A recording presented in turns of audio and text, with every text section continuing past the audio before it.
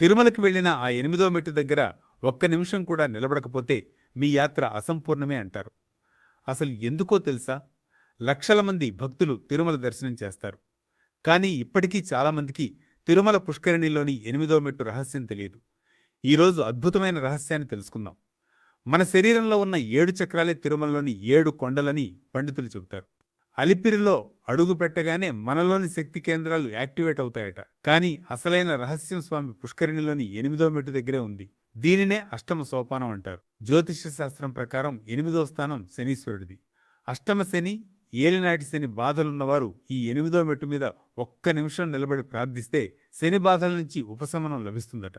అలాగే మన శరీరంలోని వెన్నుముక నాడి వ్యవస్థ ఇక్కడ సమతుల్యం అవుతుందట. అందుకే తిరుమల వెళ్ళినప్పుడు పుష్కరిణిలోని 8దో మెట్టు దగ్గర ఒక్క నిమిషం ఆగి ప్రార్థించండి.